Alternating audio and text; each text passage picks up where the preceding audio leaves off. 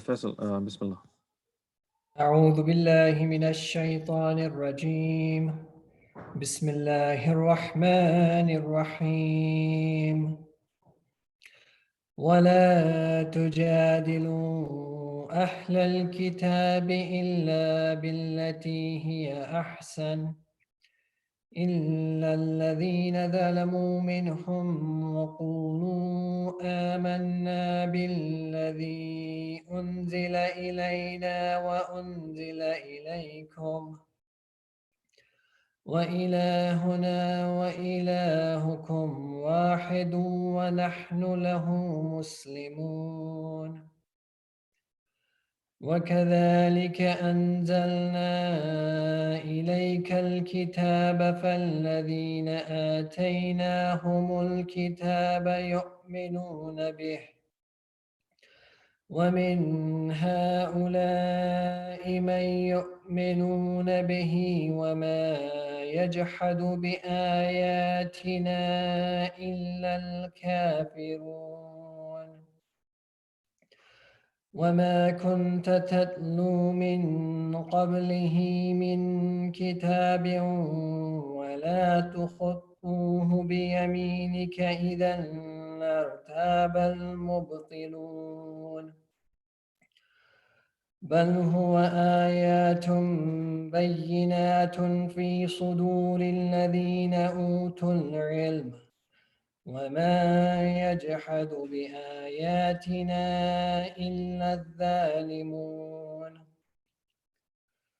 وقالوا لولا أنزل عليه آيات من ربه قل إنما الآيات عند الله وإنما أنا نذير مبين.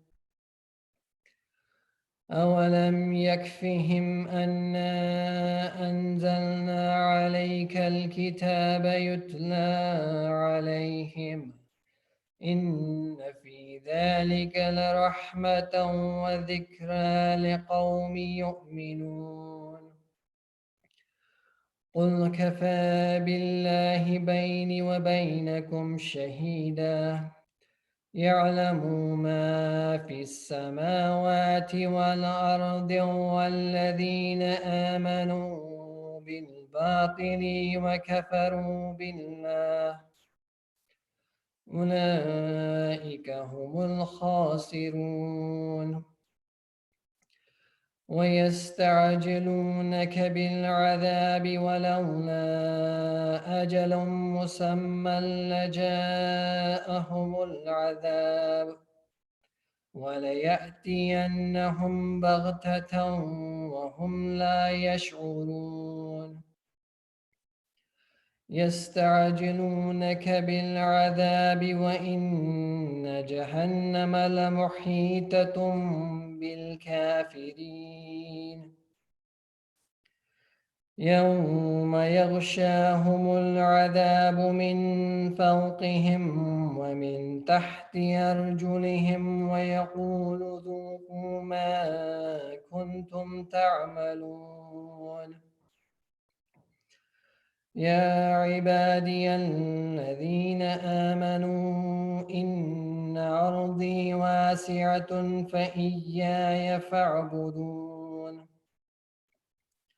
كل نفس ذائقة الموت ثم إلينا ترجعون.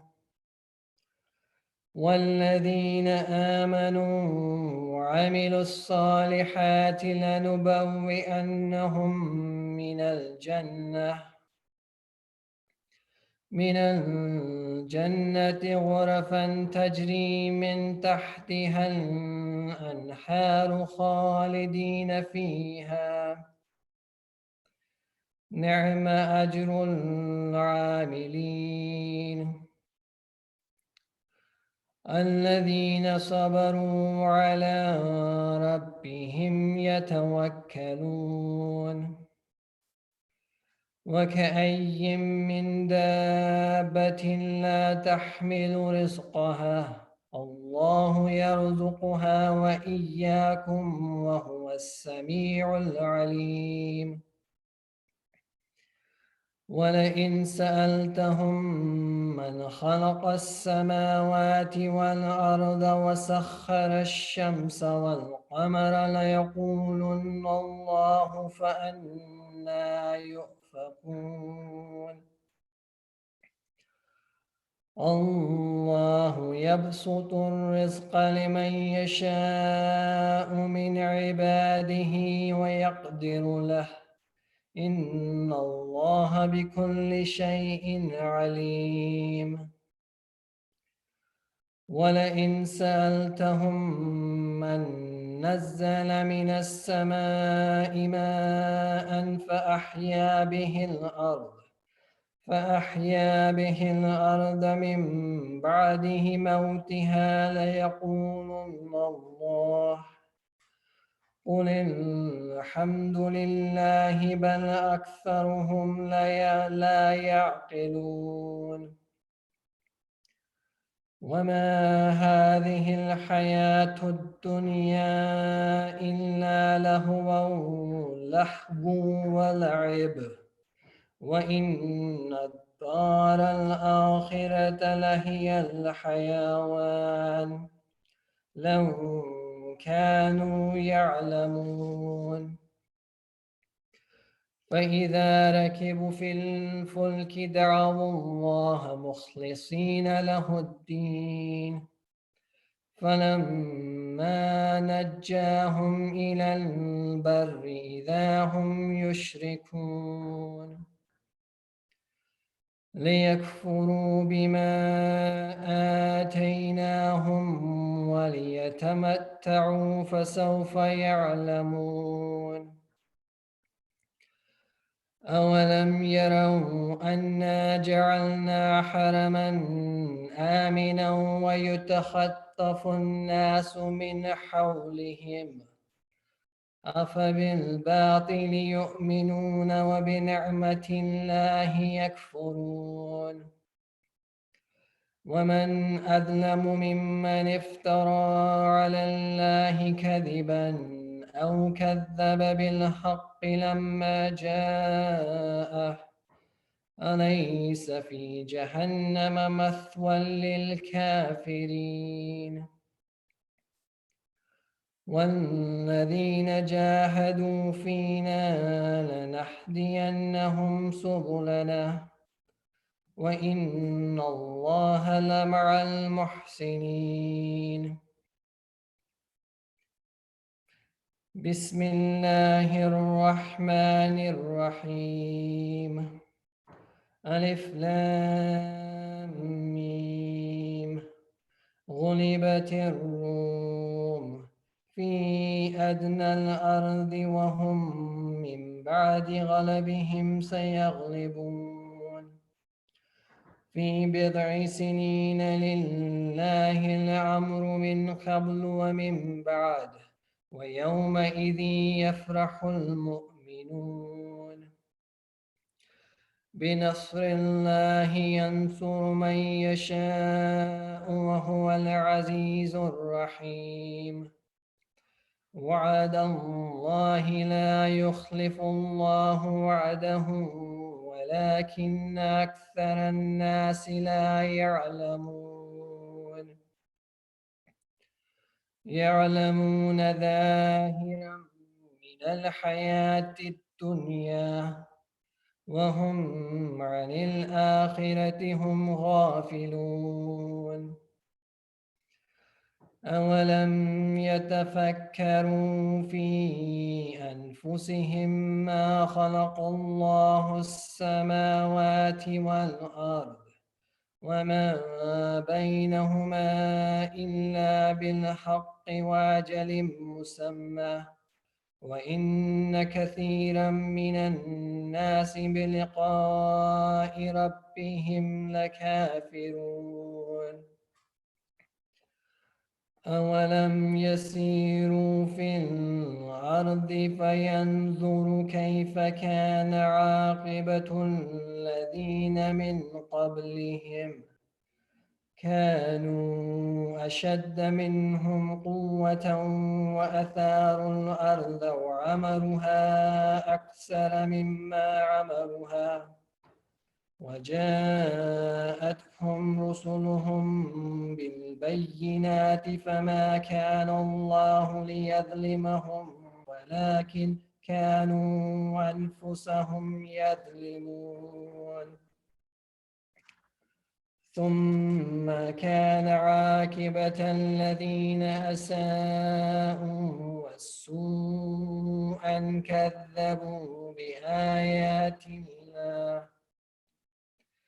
أن كذبوا بآيات الله وكانوا بها يستهزئون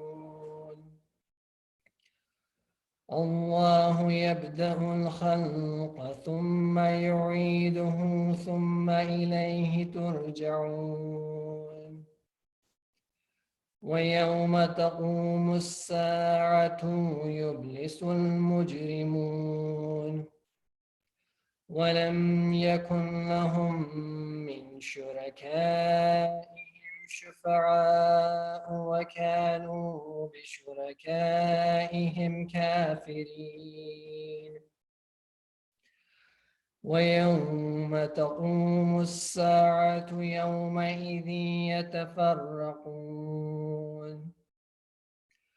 فأما الذين آمنوا وعملوا الصالحات فهم في روضة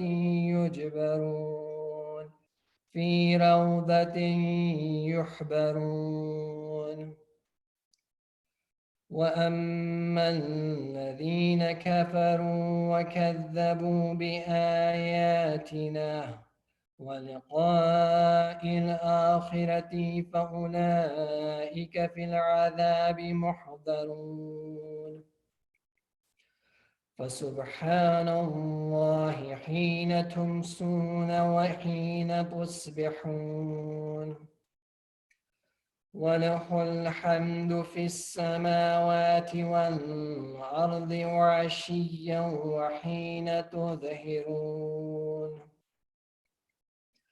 يخرج الحي من الميت ويخرج الميت من الحي ويحيي الأرض بعد موتها وكذلك تخرجون ومن آياته أن خلقكم من تراب ثم إذا أنتم بشر تنتشرون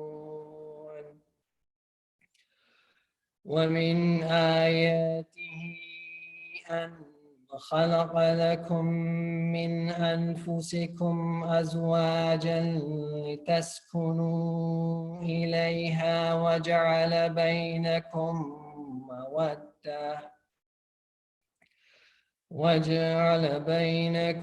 مودة ورحمة إن في ذلك لآيات لقوم يتفكرون ومن آياته خلق السماوات والأرض واختلاف ألسنتكم وألوانكم إن في ذلك لآيات للعالمين ومن آياته منامكم بالليل والنهار وابتغاؤكم من فضله إن في ذلك لآيات لقوم يسمعون ومن آياته يريكم البرق خوفا وطمعا وينزل من السماء ماء فيحيي به الأرض بعد موتها إن في ذلك لآيات لقوم يعقلون ومن آياته أن تقوم السماء والأرض بأمره ثم إذا دعاكم دعوة من الأرض إذا أنتم تخرجون وله من في السماوات والأرض كل له قانتون وهو الذي يبدأ الخلق ثم يعيده وهو أحون عليه وله المثل الأعلى في السماوات والأرض وهو العزيز الحكيم ضرب لكم مثلا من أنفسكم هل لكم مما ملكت أيمانكم من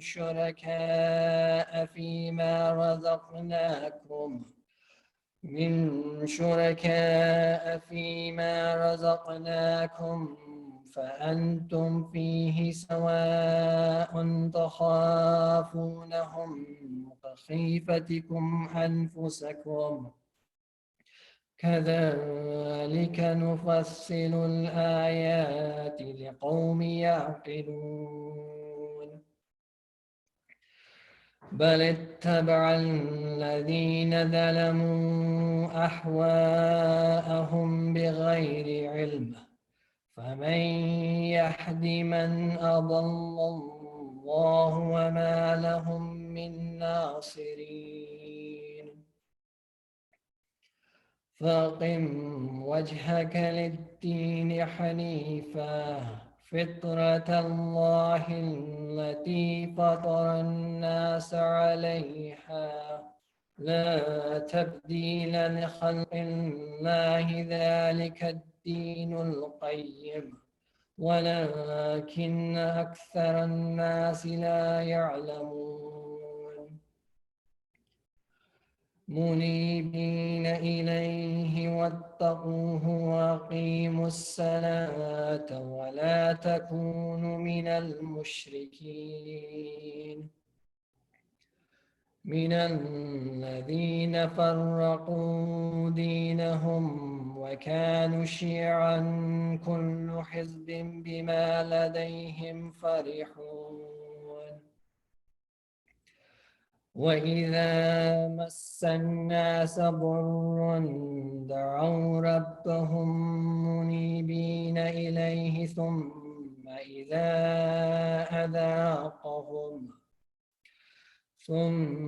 إذا أذاقهم منه رحمة إذا فريق منهم بربهم يشركون ليكفروا بما آتيناهم فتمتعوا فسوف تعلمون أم أنزلنا عليهم سلطانا فهو يتكلم بما كانوا به يشركون وإذا أذقنا الناس رحمة فرحوا بها وإن تصبهم سيئة بما قدمت أيديهم إذا هم يقنطون أولم يروا أن الله يبسط الرزق لمن يشاء ويقدر إن في ذلك لآيات لقوم يؤمنون فآت ذا القربى حقه والمسكين وابن السبيل ذلك خير للذين يريدون وجه الله وأولئك هم المفلحون صدق الله العلي العظيم جی جی جی رضا بھائی میں دیکھ رہا ہوں آپ کو. میں اسٹارٹ کر رہا ہوں.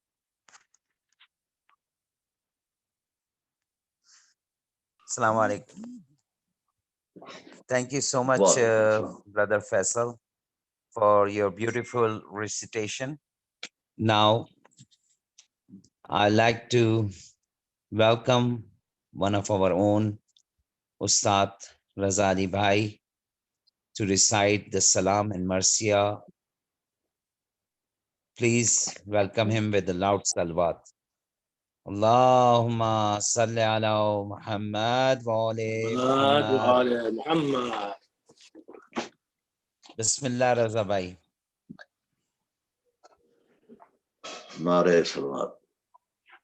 Allahumma salli ala Muhammad wa ali Muhammad. انہیں کے ذکر سے اپنے دماغ روشن ہے.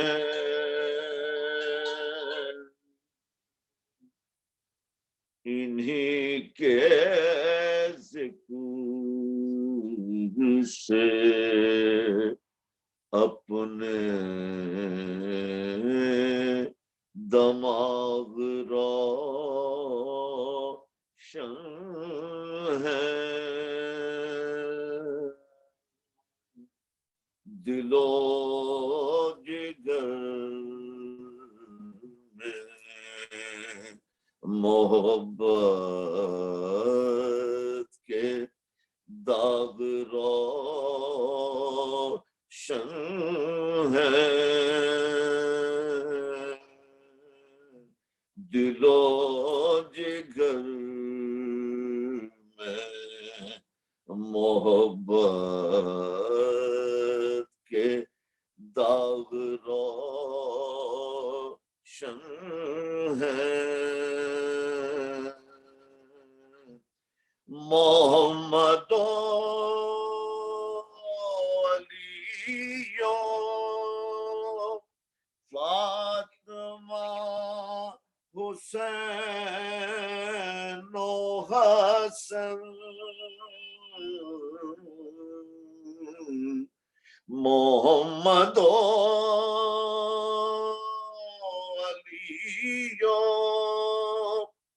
فاطمہ حسین و حسن. ہماری راہ میں کتنے چراغ روشن ہیں. ہماری راہ میں کتنے چراغ روشن ہیں.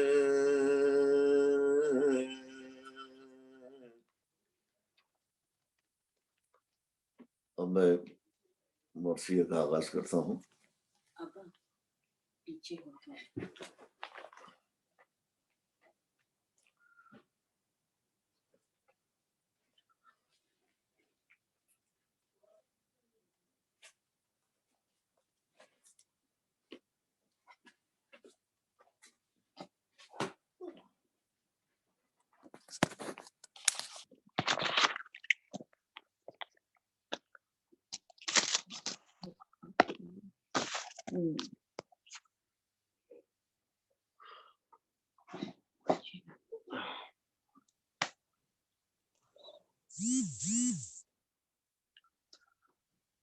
تھوڑا سا رضا بھائی کیمرے کو نیچے کر لیتے ہیں آپ. ہاں جزاک اللہ. یہ بالکل صحیح ہے. جزاک اللہ رضا بھائی. جزاک اللہ.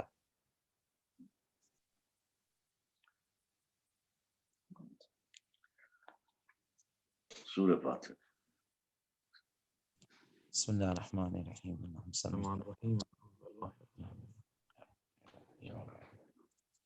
نعرہ صلی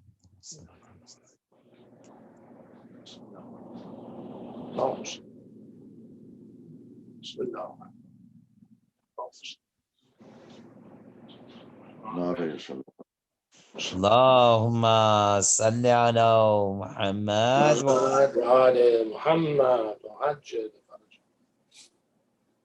اے دوست تو ہے در کی شہادت کا بیان ہے، اے دوست تو ہے در کی شہادت کا بیان ہے، ماتم کی ہے یہ فصل کے ماہ رمضان ہے، کوہرام کہیں ہے کہیں میں شر کا سما ہے، ہلتے ہیں فلک عرش پہ بھی شور و فغاں ہے، ہلتے ہیں فلک عرش پہ بھی شور و فغاں ہے، جبریل بھی بیتاب ہے استاد کے غم میں، احمد بھی بکا کرتے ہیں داماد کے غم میں، احمد بھی بکا کرتے ہیں داماد کے غم میں، مسجد میں قیامت ہوئی شیعوں کی بکا سے، روتے ہوئے جمائے محمد کے نواسے، لپٹے کبھی شیعوں سے کبھی شیر خدا سے، باندھا کبھی رومال سر شاہ ہدا سے، باندھا کبھی رومال سر شاہ ہدا سے، چلائے یہ کیا رنگ ہوا جاتا ہے بابا، تھمتا ہے نہ خون اور نہ ہوش آتا ہے بابا، تھمتا ہے نہ خون اور نہ ہوش آتا ہے بابا، یہ سن کے جو چونکے تو کہا ہم کو اٹھاؤ، بیٹوں نے اٹھایا تو کہا بھیڑ ہٹاؤ، شبر میرے شیعوں کو نماز آج پڑھاؤ، شبیر ہم اچھے ہیں تم آنسو نہ بہاؤ، شبیر ہم اچھے ہیں تم آنسو نہ بہاؤ، کیا فائدہ عاشقوں سے جو منہ دھوگے بیٹا، بھر جائے گا کیا زخم جو تم روگے بیٹا، بھر جائے گا کیا زخم جو تم روگے بیٹا، پھر لائے جو قاتل کو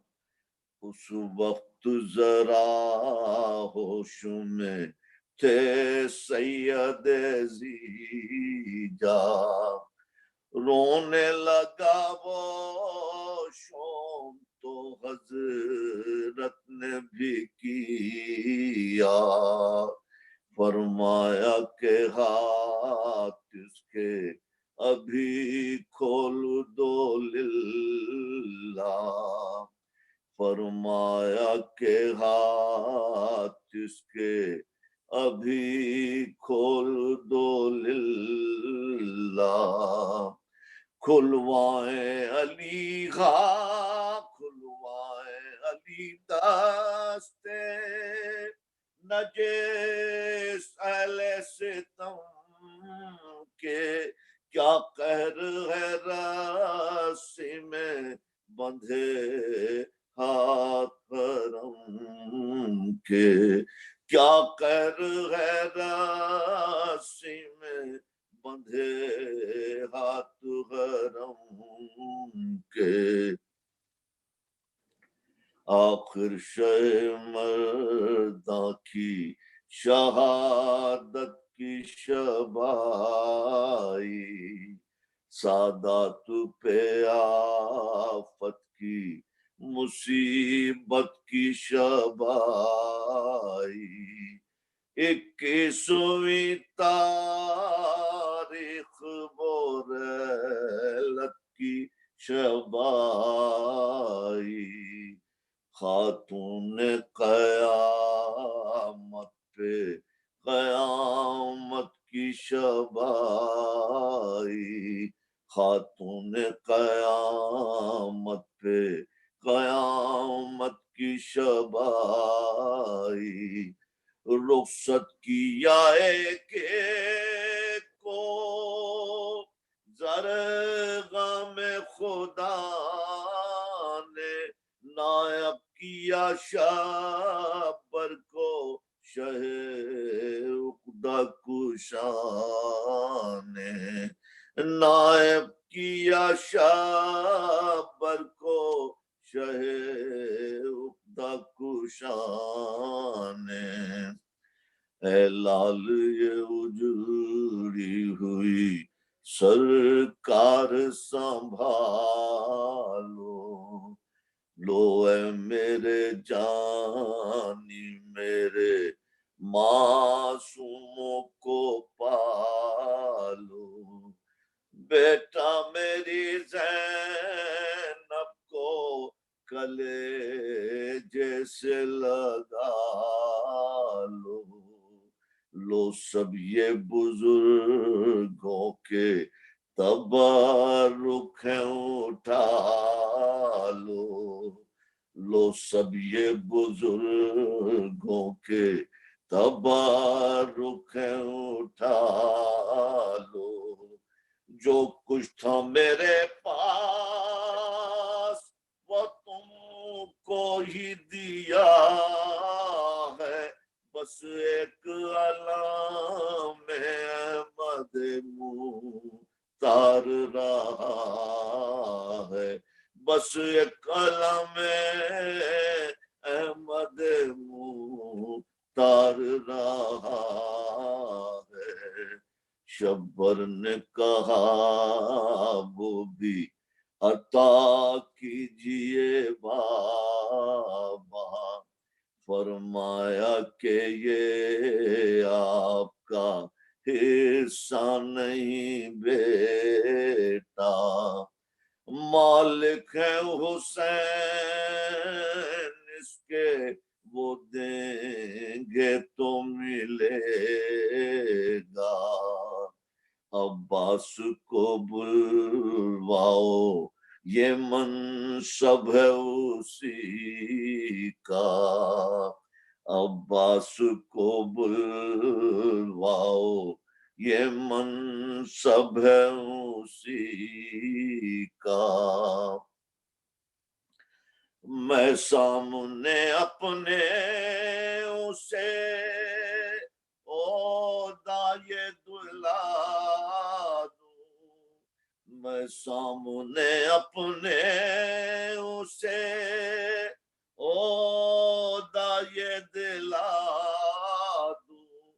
شبیر کے لشکر کا علمدار بنا دوں شبیر کے لشکر کا علمدار بنا دوں پھر حضرت شبیر کو پاس اپنے بلایا عباس بھی آئے علم سبز بھی آیا پہلے تو انہیں بھائی کے قدموں پہ جھکایا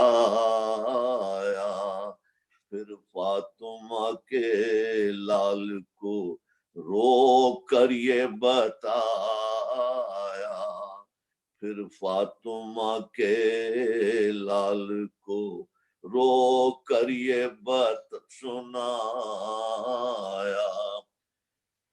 پیاروں کو میرے جعفر تیار بنا دو تم ان کے نشان دے کے علمدار بنا دو تم ان کو نشان دے کے علمدار بنا دو یہ سن کے نشان شاہ شہیدان نے اٹھایا عباس وفادار کو رو کر یہ سنایا لو بھائی تمہیں ہم نے علمدار بنایا لے کر وہ علم جب سر تسلیم جھکایا لے کر وہ علم جب سر تسلیم جھکایا کاندھے پہ نشان دیکھ کے غش کر گئے حیدر ہے میرے پیار کہا اور مر گئے حیدر ہے میرے پیار کہا اور مر گئے حیدر اب لاش حیدر پہ پسر پیٹ رہے ہیں بابا کے لیے لختے جگر پیٹ رہے ہیں شبر ادھر اور لوگ ادھر پیٹ رہے ہیں لو رو کے شبیر بھی سر پیٹ رہے ہیں لو رو کے شبیر بھی سر پیٹ رہے ہیں افسوس کے دنیا سے اٹھا پوت علی کا لوگ گھر سے برآمد ہوا تابوت علی کا لوگ گھر سے برآمد ہوا تابوت علی کا اے دوستو حیدر کی شہادت کا بیان ہے اللہم صلی علی محمد وعلی محمد محمد عجل فرج جزاک اللہ Raza Ali bhai, thank you so much for coming to the moment live, and may Allah accept your ibadat and may Allah keep you safe, inshallah.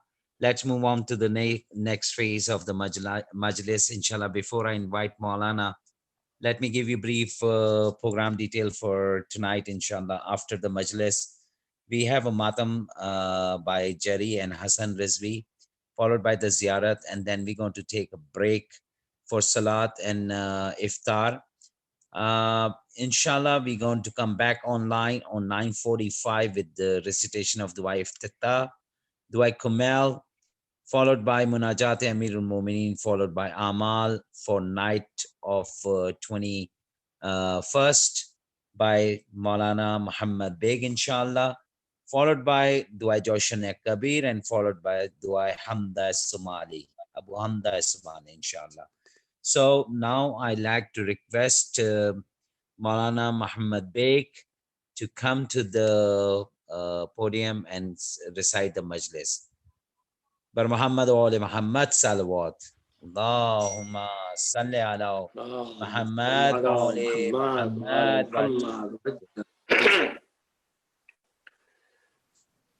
Please recite a Surah Fatiha for all of your marhumin and the Shuhada of Islam. بسم الله الرحمن الرحيم. بسم الله الرحمن الرحيم الحمد لله الرحمن الرحيم مالك يوم الدين إياك Your signals are pretty low. حسبنا الله ونعم الوكيل نعم المولى ونعم النصير أعوذ بالله من الشيطان اللعين الرجيم بسم الله الرحمن الرحيم الحمد لله رب العالمين والصلاة والسلام على أشرف الأنبياء والمرسلين سيدنا ومولانا أبي القاسم محمد صل على وعلى آله محمد. الطيبين الطاهرين المعصومين سيما بقية الله الأعظم روحي وأرواح العالمين له الفداء رب اشرح لي صدري ويسر لي أمري واحلل عقدة من لساني يفقهوا قولي.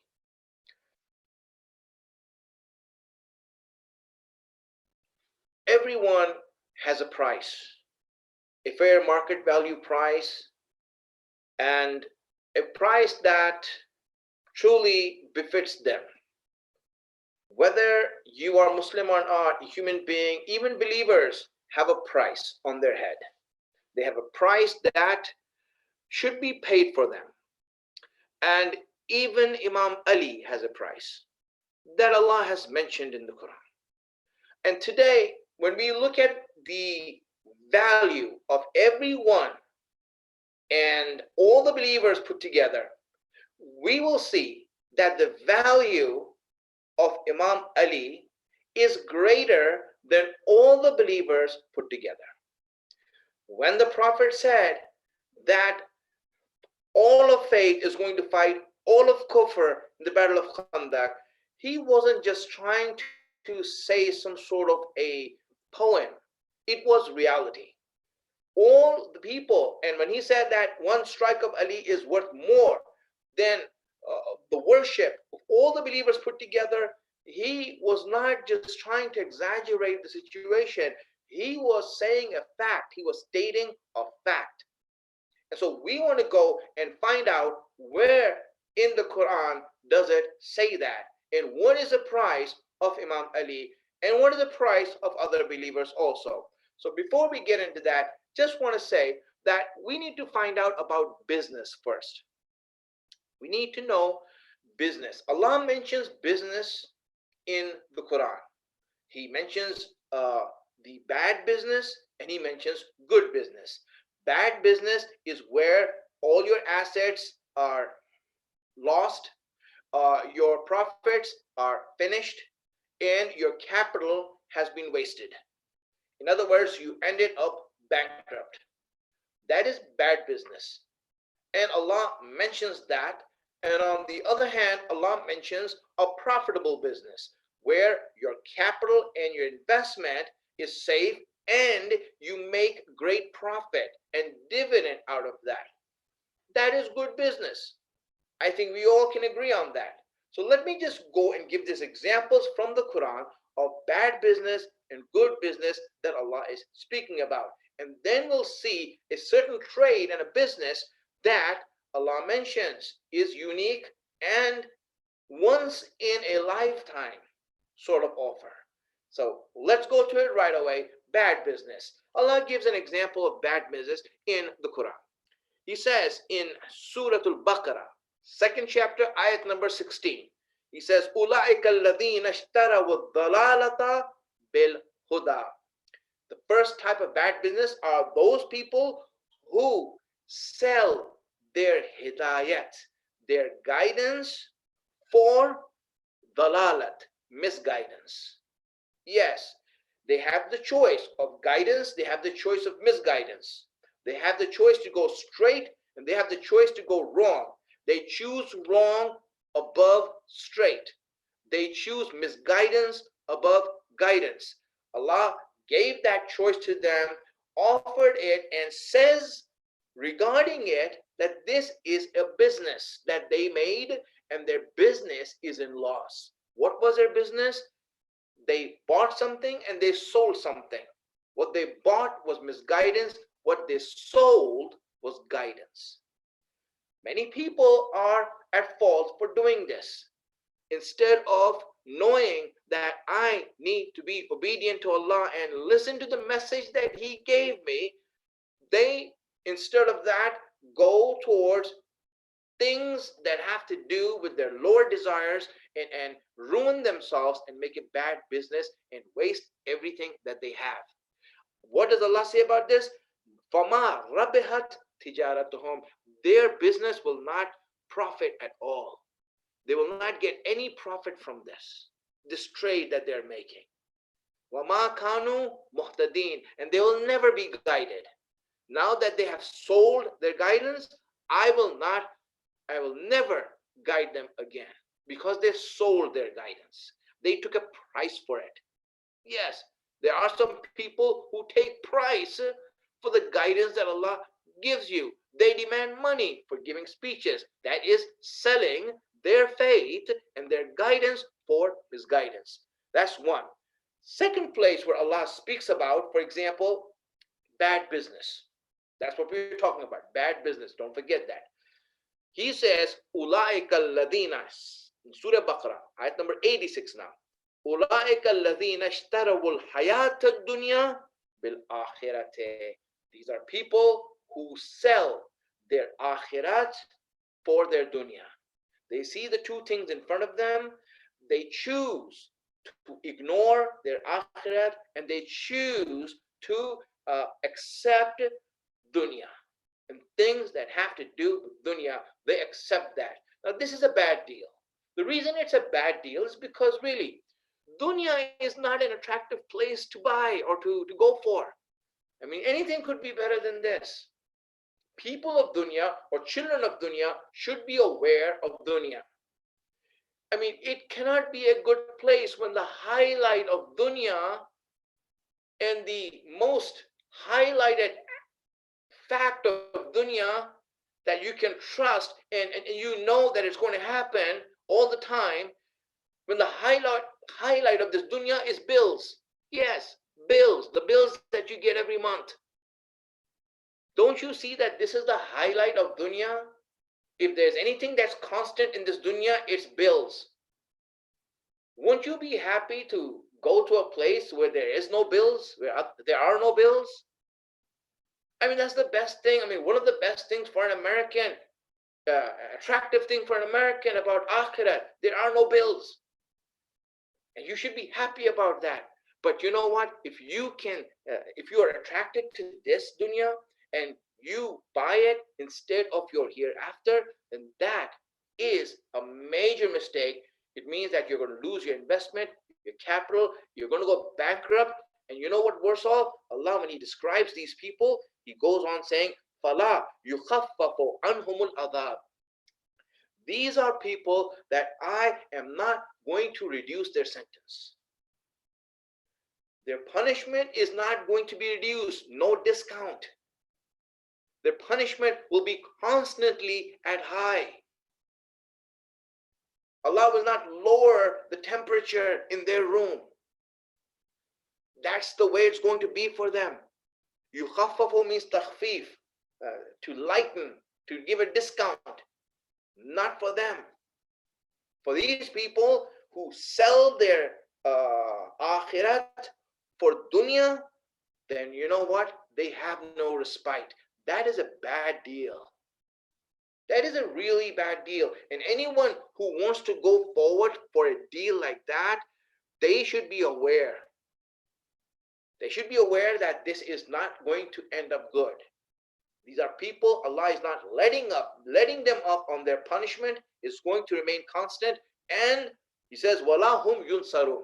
They will have no helpers. No one is going to come to them and help them.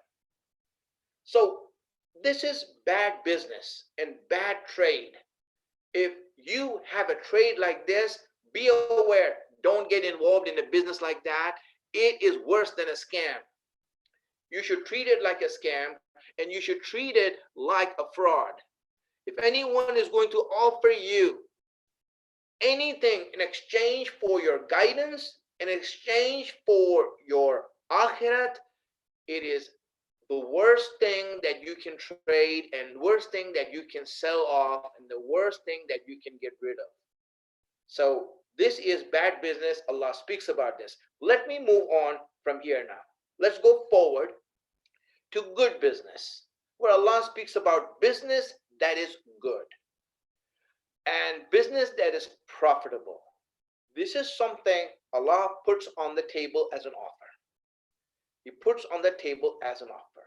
Now, before I go into this business and the trade that Allah is offering, let me just explain to you the elements of business. Any business transaction, no matter if it is Islamic or non-Islamic, has 4 elements.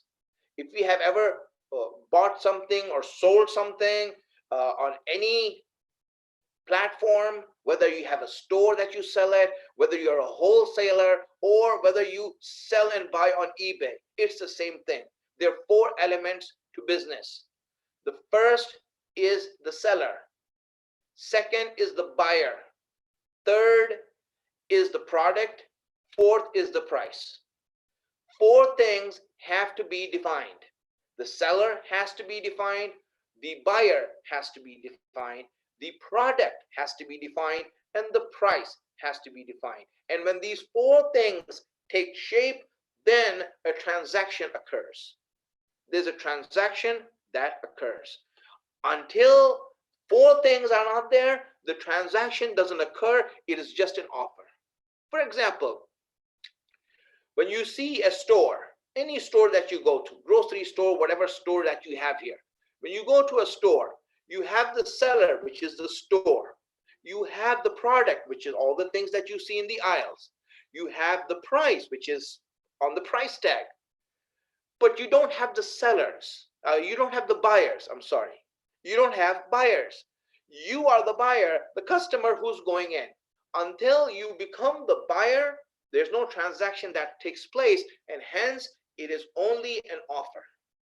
It is only an offer that this store is selling this product for this price, so it's waiting for the 4th element, which is the buyer.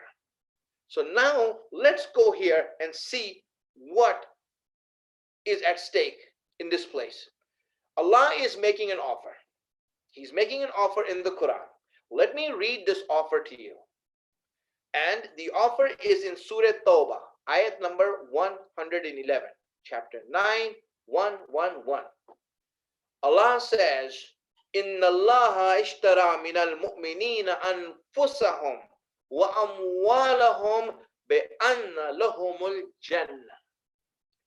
That Allah is buying, He is buying from the believers their wealth and their lives, and in exchange of Jannat.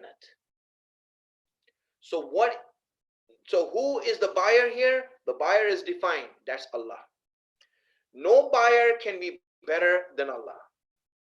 We all know that through our own experience. We don't need to have any proof of that. No buyer can be better than Allah. Allah is a buyer who always gives you more than what your product deserves. He never gives you the value of the product. He never gives you the market value of the product. He doesn't give you the real value of the product. He gives you more than what your product is worth. He's always like that. Whenever you do business with Allah, you see He always gives more. He will never be underhanded or shortchanging you in any way. This is Allah. His character doesn't allow Him to even do justice. He does more than justice. He has grace on everyone, mercy, and He's compassion. So whatever you want to sell Him, you see that He always gives you more every time. You see that every time you do good deeds, He says, I'll give you 10 times the reward. Not 10 times. It's just a small deed. I know, but that's just me. That's just me. That's how I work. That's my system. That's my character. That's my akhlaq. When you deal with me, you will never be sorry. So this is Allah, the best buyer that anyone, that you can ever have. Best buyer. So Allah is saying that I'm the buyer. So that's one element of business that is defined. Second element of business, He says the product. The product is what? I want your life and your property. Yes. Your life and your property, give it to me. In exchange for what? What's the price are you willing to pay? He says, I'm willing to give you Jannat. I'm willing to give you Jannat. This is the third element in place. So now let's just look at this offer, because it's not a sale yet. It's not a transaction yet. Why? Because the fourth element is missing here. There's no seller. There is no seller. Allah is putting this on the table and He's saying, if there's anyone who wants to sell themselves, I'm ready to buy. It's an open offer. If you want to make this trade, if you want to do this business, I am ready to do it. But first of all, let's look at this offer. Is this a good offer or not? Is this fair? Let's look at this offer, my friends. Really, when you look at yourself and see, Allah is saying He wants your life and He wants your money, your wealth. Not just money, everything. Tell me, how much is your life worth? What is the value of your life? How long are you going to live? 60, 70, 80 years, 90 years? After 90, and living or dead will be the same. So for a few years of life, Allah is saying this life that you have, whatever it is, it's not important. It could be 1 year, it could be 15 years, or it could be 50 years or 80 years. Doesn't matter. I'm willing to buy that. Take it from you. Are you willing to sell me? I'm willing to buy that. The offer is on the table. My proposition is on the table. And I want to buy your wealth. How much is your wealth? Tell me, how much do you own? What is your value? What is the value of Mr. So-and-so that is you? How much are you worth? Do you have anything that you're worth? Really, look at yourself and see how much are you worth in your life. Allah is saying, I'm willing to buy that also. Buy all your money and your wealth, and I want to buy your life. I want to buy that. Are you willing to sell this to me in exchange of Jannat? My friends, your life is only 80 years old, 70 years old. Jannat, Allah is paying this price. Jannat is forever, eternal, never ending. So Allah is taking from us a few years and He's giving us eternity. That's the offer. And how much wealth do you have? I mean, is it something that when your will be read out to your children, will they be complaining that you didn't leave them enough?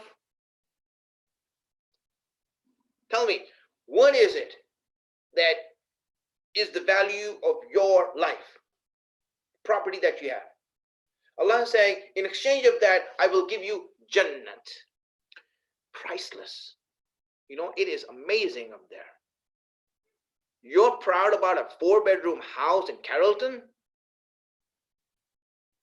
Imagine the mansion, the smallest mansion in Jannat the smallest one in Jannah is so small that it will take you an eternity to go through it. Yes, I'm willing to take your 4-bedroom house and I'm willing to give you this mansion.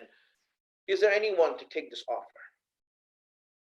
First of all, should we consider this proposition, proposal from Allah? He is giving this proposal. Should we accept it? Should we look into it? Is this a good proposal?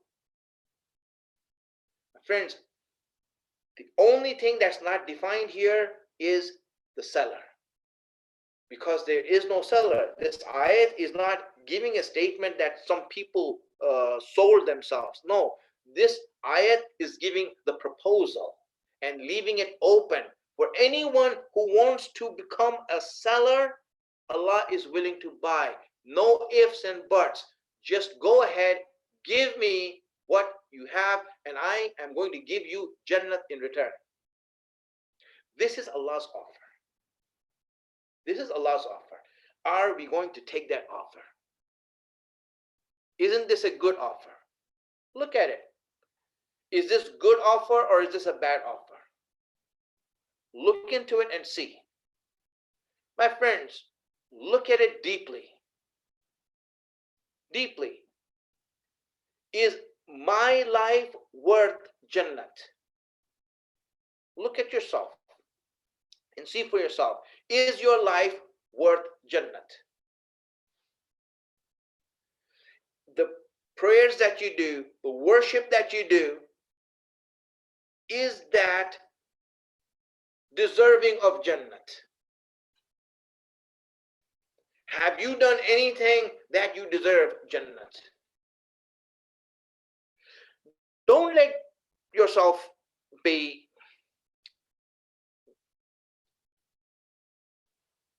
lose hope or become hopeless. Let me give you some hope. Really, let me just tell you that, listen, I am just raising these issues not for you, because your position and rank is something else. And I'm talking to those people who have the love of Ahlul Bayt in their hearts. I'm just saying these things so that you can reflect on these things. And then we want to get to a point at the end of the meeting, right? And at the end of the session, where I want to take you. Right now, I just want you to know that as I speak of this, don't look at this as something, because really, you are above this. You are above this. And rightfully so, and with all due respect, that's why when I speak to believers, when I speak to the Shia of Ahlul Bayt, it is something else. And let me give you some of that, so that assurance, so that you know that your goal is not heaven. It's not. Imam Sadiq alayhi salam, someone came to him and asked Imam Sadiq and the question was preluded with an introduction and said, Maula, I heard from your fathers and from you also. You always keep on repeating this and saying this all the time, constantly. And I just want to ask you to see if it's true. To see if it's true. He says, what is that? What do you want to ask? He says, I've heard from you on many occasions and many times that all of your Shias are going to go to Jannah. Is that true? That all the Shias are going to go to Jannah? Imam Sadiq said, yes, all our Shia are going to go to Jannah. Now, my friends, this is something amazing. Imam Sadiq said that, and this person still, it was hard for him to believe it. It was difficult for him to digest it. So he asked Imam Sadiq again. Really, there are many Shias, and there are all types of Shias. There are many Shias who do like bad things. They sin, they disobey Allah, they do wrong things. Are they going to go to Jannah in spite of all of that?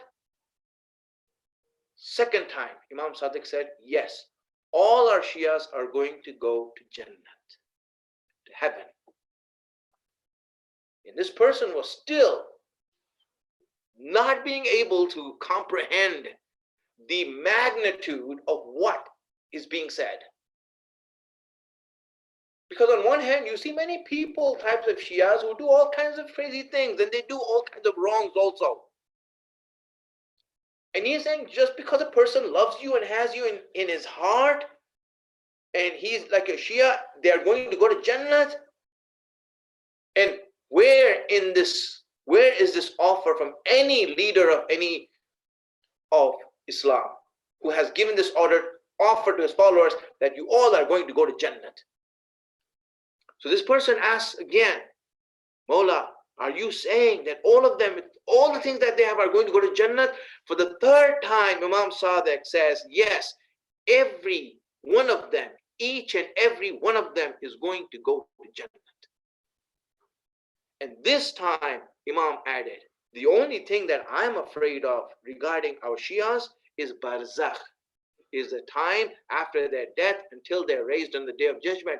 That's when we are not there for them. They're alone in their grave. That's what I'm afraid of about them. They should be aware of that. They should be fearful of that time. Otherwise, on the day of judgment, our grandfather, Rasulullah, his shafa'at is going to embrace each and every Shia of ours.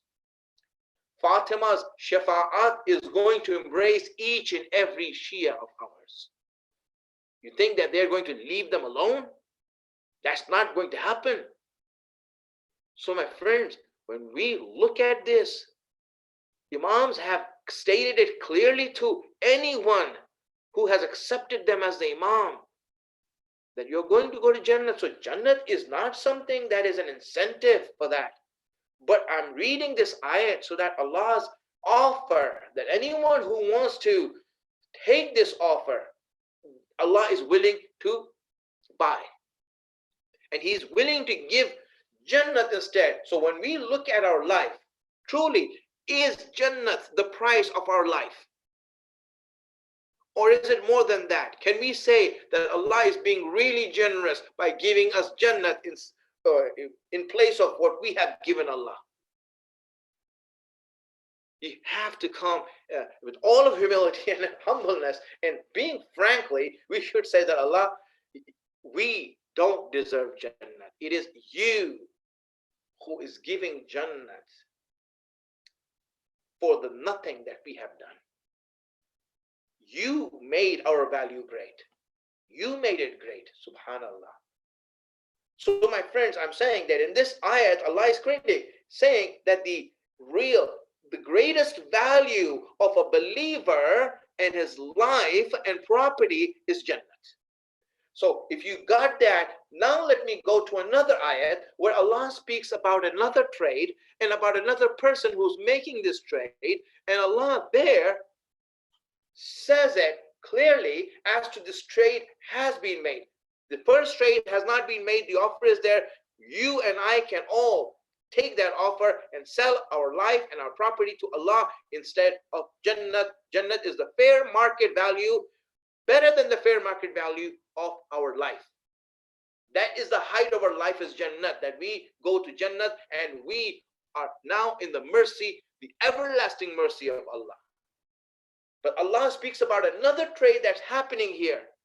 Let's look at that trade that Allah is telling about in this ayat of the Quran. This is in Surah Baqarah, ayat number 207. Allah speaks about a trade which only happened once. And this person who's making the trade, one side is Allah, and this other person who's on the other side is the only person who ever made this deal in the history of mankind. Never was this trade and business offered before or after. This proposal is unique. Only once it was offered and once it was taken. This proposal and this trade that Allah is talking about in this ayat where I am reading for you, وَمِنَ النَّاسِ, and from amongst all of the people, all of mankind. This minan nas means of all of mankind, there's one person, one individual, sole individual, who's making this trade. And what is he doing? Man yashri nafsahu, who is selling his life. He is selling his life for what? Ibtigha'a maradatillah, for the pleasure of Allah. For the pleasure of Allah, he is selling his life. So my friends, here you have a business transaction taking place. What is a business transaction? You have a seller. You have a seller. That is this one man out of all of mankind. There's one man of all of mankind who's making this trade. The second element is the buyer, which is Allah. Now, does he buy? Allah says that after this, that he bought it. He went for the trade. What is the product? It's the life of this person. Life of this person, he's selling it. And what does he want in return for that? Allah's pleasure. He wants Allah himself. And Allah's pleasure means Allah himself. Allah, I want your pleasure. That's what I want. I want your pleasure. It should be in my hands now. Just like my life is in your hands, and Allah accepts it by saying, Wallahu ra'ufun bil ibad. Allah is ra'uf. He is ra'uf with his servants. That is the acceptance of Allah. This offer that this man has made, Allah accepted that offer and said, I am affectionate towards him. I am ra'uf towards him. Ra'uf is different than rahmat. Rahmat and ra'uf, ra'afat have similar meanings. They have similar meanings. Rahmat and ra'afat have similar meanings. Rahmat means any relief, any blessing that you get, but with pain. It accompanies pain. It's pain that accompanies it. For example, you go to a doctor and you are in pain, and the doctor tells you, I have to give you a shot. I have to give you an injection. The injection is going to hurt. Yes, it's going to hurt, but my other pain is going to go away. You see, for this pain, that pain is going to go away. So this doctor has been merciful to you. This injection is merciful to you because it hurts you right now, but it's going to take away that greater pain. This is mercy. This is rahmat. Ra'afat is different than that. Ra'afat is a blessing that doesn't have any pain, any suffering, any calamity that comes with it. He's saying that this person now who is going to make this trade, he is going to be ra'uf with this person, that this person will never have pain after this. He never has pain after this. And this is where you see incident happened on the night of Hijrat when Rasulullah was fleeing and Allah informed him that his life is in danger, that your life is in danger. He told Rasulullah, and he told Rasulullah to call Ali. He called Ali and tell Ali to sleep in your place. The messenger called about Ali and let him know what's happening. He said that my life is in danger. There are assassins who are here to assassinate me. I need you to sleep in my place on my bed while I go and leave. When Imam Ali heard the situation, he only asked one question. One question. He says, if I sleep in your bed, in your stead, are you going to be safe? Will your life be secure? And Rasulullah said, yes, I will be saved. My life will be safe. As soon as Imam Ali heard that, he fell into sajda and did shukr, that he has the chance to save the life of Rasulullah. He fell into sajda, my friends. This is Imam Ali's reaction to this whole situation. I mean, you remember the reaction of Ismail to Ibrahim's offer? Ismail said that I will be patient. You will find me patient. Imam Ali is not patient. He's thankful. He's doing shukr. And then Imam Ali sleeps there. He sleeps there. He doesn't fight. He doesn't go to battle. He sleeps there. That's all he does. Rasulullah walks away. And as he's sleeping, he's making this offer to Allah. Allah is saying, he's making this deal with me. He's selling himself. All night Imam Ali is selling himself. All night goes by. Imam Ali is selling his life, everything that he has, giving it away to Allah, loading it in Allah's van. And instead of that, Ali is getting the pleasure of Allah. And Allah said he has made that deal. That one night he has made that deal. Ali is only 22 years old.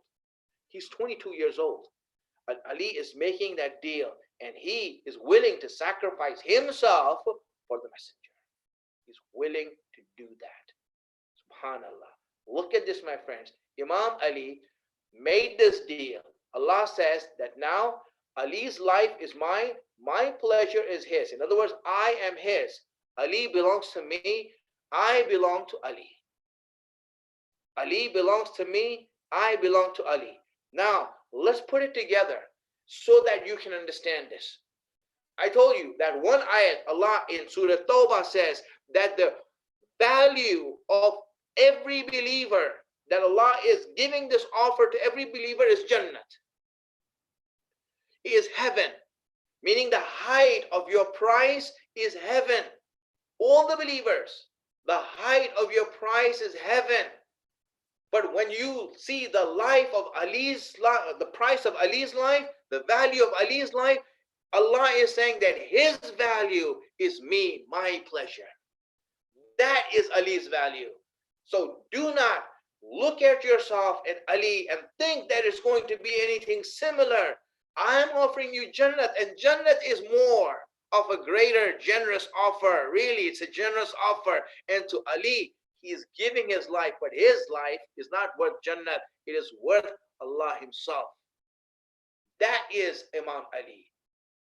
We are worth Jannat. Everyone else is worth Jannat. Imam Ali is worth Allah. That is the price Allah that Ali has from Allah. And from here, you can understand. Let's go forward from here, just to let you know. From this point, you can understand why is it that Imam Ali went into every danger, every battlefield, every suffering and hardship without any pain, without any recklessness, without any feeling of fear. Why did he show this courage? The basis of that courage that Imam Ali had, where he used to say it doesn't matter if Ali goes to death or death comes to Ali. Ali was reckless with his life. He would go there without any armor. He would go there without any shield. He would do everything openly without caring for his life, because Ali is saying that my life is not mine anymore. It is Allah. If he wants to protect it, then that's his property. If he doesn't want to protect it, that's his property. This is Imam Ali in the battlefield. And Allah, in reply to that, in exchange of that, is saying that if that is Ali, then on the day of judgment, everyone will know that if you want Allah's pleasure, if you want my mercy, if you want my compassion, then it has with Ali. Whoever Ali is pleased with and whoever Ali is happy with is the one that I will be happy with. Anyone who wants my pleasure without Ali is looking in the wrong direction, looking in the wrong place, because now it belongs to Ali. Isn't that what the ayat says? Isn't that what Allah is saying? And this is why it is a blessing, my friends, that Ali's life, just to have witnessed it, is amazing. And truly, what a life. What a life that Ali led. From the time he was born in the Kaaba until his Shahadat. Is there anyone, just imagine anywhere, in any place, that even you can make up a mythical character, a fake story that could be better than the life that Ali had. What a life that Imam Ali had. Everything regarding him was so special, extraordinary, that we feel proud to be a human being, knowing that Ali was a human being. Really, we should be like, wow, I walked on the same earth that Ali walked on. That itself is a blessing for me. And Imam Ali, his whole life is a lesson for all of us. His whole life was a lesson for all of us. When we looked at him, even at the time of his death, his life's value was much greater than the value that we can even imagine. When he was hit on the head, struck on the head, the wound was very deep. The blood did not stop. The bleeding did not stop because the wound, the injury was very deep. When he heard that Ibn Muljim was arrested and they brought Ibn Muljim in front of him, Imam Ali saw that Ibn Muljim is in pain. He saw that Ibn Muljim is in pain, and he asked his son, Imam Hassan, loosen his ropes. He is in pain. And when they loosened his ropes, all Imam Ali looked at him. He just looked at Ibn Muljim and said, was I such a bad leader for you? Was I really a bad Imam for you that you had to do this? I mean, really, Imam Ali, even his killer, he's trying to put sense into him, to really ask him to look in his heart and reflect. Was I really bad for you? Who could be a better leader, more compassionate, merciful, loving, and affectionate towards his people? Did I not take care of you, look after you? This was Imam Ali, my friends. And if this is him with his people who are his killers, his enemies, then imagine how Imam Ali is with his friends. Take comfort, my friends. When Ali looks at a believer, his compassion goes straight through our heart. His compassion goes straight to our heart. That's what Imam Ali is. When you see him, that's how he is. That's it, my friends. This is the night of the Shahadat of Imam Ali. When we see Imam Ali is now on his deathbed, he's advising everyone, all his children are there, all his family is there. But a point comes where Imam Ali tells Imam Hassan that, Hassan, ask everyone to leave. Ask everyone to leave except for the children of Fatima. Tell everyone to leave the room. I have said what I had to say to them. Now I want to be with the children of Fatima, alone with them. Everyone heard that and they were going. Now Ali, the effect of the poison is already taking place. The effect of the poison is taking place. Imam Ali, his sight is diminishing. He cannot see anymore. His vision is blurry. He's trying to focus. He's trying to keep his eyes open to see what's going on around him. But his eyes are blurry. His vision is blurry. And in that blurry vision, he sees Abbas. And the way he notices Abbas is through the akhlaq of Abbas. Abbas always had a special akhlaq with Imam Ali. Every time that Abbas would leave from the presence of Imam Ali, he would walk backwards. He would never turn his back towards Imam Ali. He would walk backwards with his hands on his chest and bow down. He will walk back like this in respect of Imam Ali. When Ali, through his blurry vision, saw someone walking backwards, he knew this is Abbas. And right away he said, Abbas, where are you going? Abbas, where are you going? Abbas stopped there and said, Master, Maula, Father, you asked everyone to leave except for the children of Fatima. My mother is al-Baneen. She's a servant of Fatima. And I'm a servant of Fatima's children. Imam Ali looked at Abbas and said, Abbas, your mother has done a very good job. Your mother has done a very good job. You know that when she came to this house, that's what I wanted. I wanted someone who's going to serve the children of Fatima. I wanted someone like that, and she has raised you well, Abbas. She has raised you well. And when Abbas heard that he now is able to sit in this room, and Imam Ali is asking him to stay in this room, he went into sajda and said, thank you. Thank you that Fatima has accepted me to sit with her children. She saw me capable of sitting with them, to be in their company. Ali took Abbas's hands. He took Abbas's hands and he put him on his own chest, held him against his chest, and said to Abbas that, Abbas, before I give your hands into the hands of Hussein, I have a few words of advice for you. I have a few words of counsel that I want to give you. Abbas, listen carefully. Pay attention, Abbas, because this is important. This is important.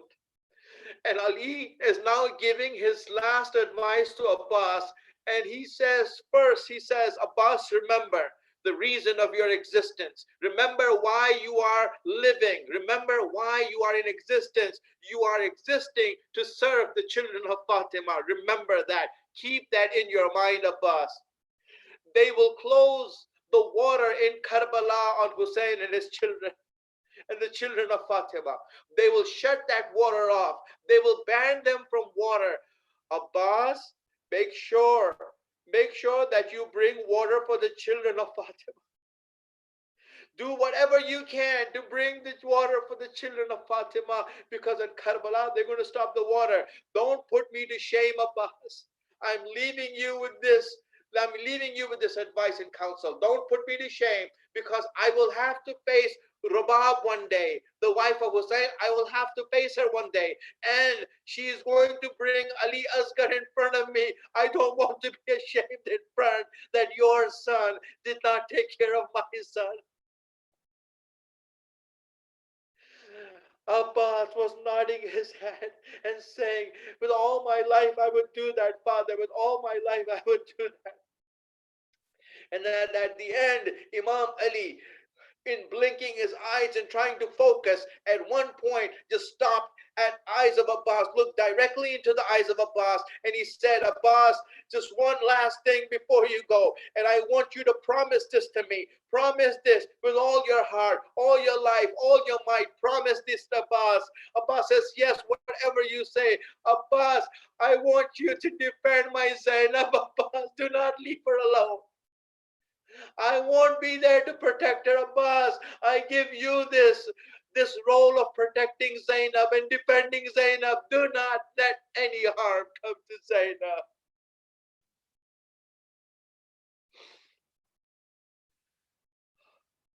سيعلم الذين ظلموا أي منقلب ينقلبون. بحق محمد يا على بحق علي فاطر السماوات بحق فاطمة محسن بحق حسن يقدم الحسن بحق حسين.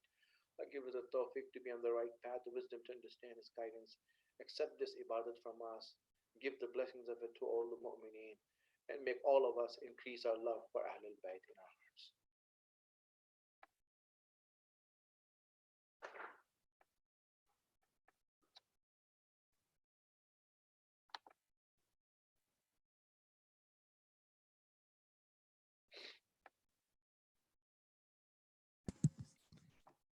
Jerry Hassan, are you on?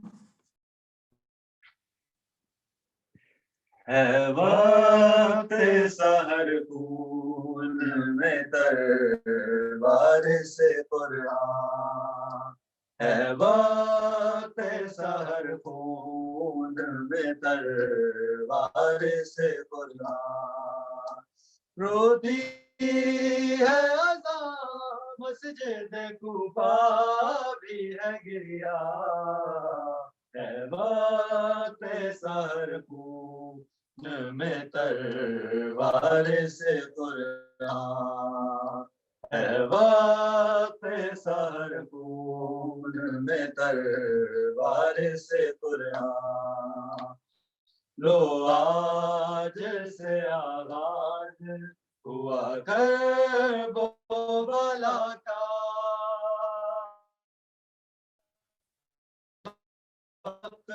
दुमाए को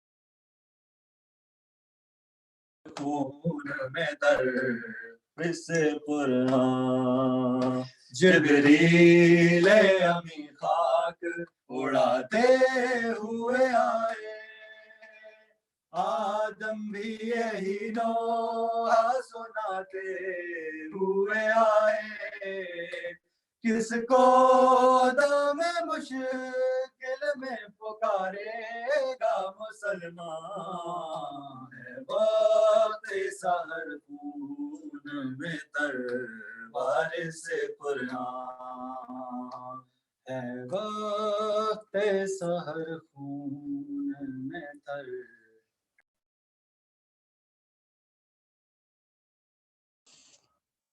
Jazakallah. Thank you, Brother Hassan and Jerry. May Allah keep you safe. That's all for right now, brothers and sisters. Inshallah, we're going to see you after iftar and namaz break. 9:45, we're going to start the amal of Laylatul Qadr, second night. 9:45, inshallah. Thank you all. Hope to see you. Assalamu alaikum wa rahmatullah wa barakatuh. الزيارة.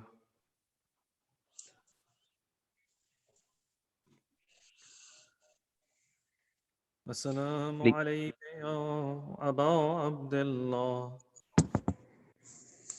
السلام عليك يا ابن رسول الله.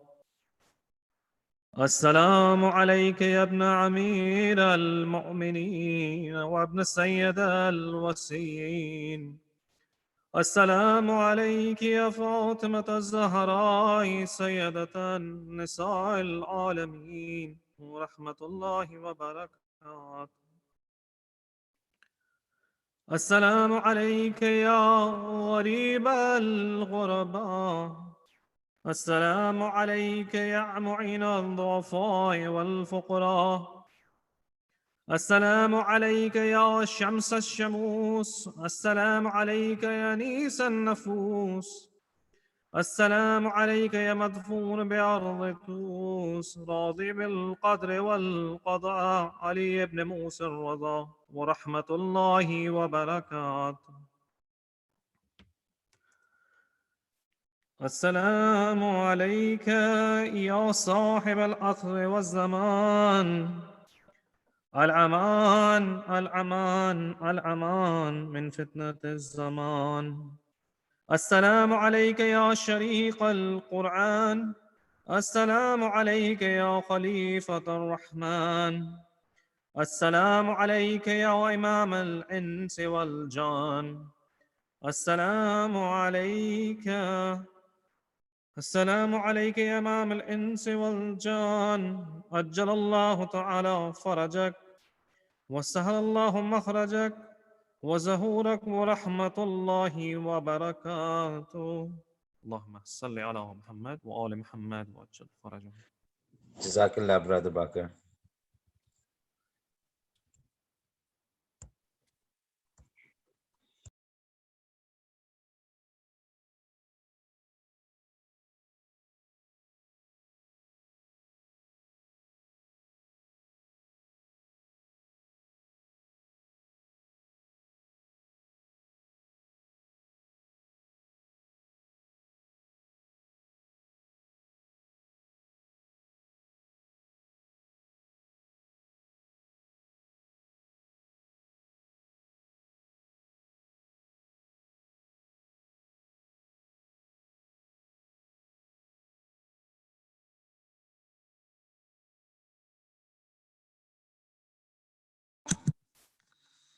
Assalamu alaikum, Brother Ibrahim. Can you hear me?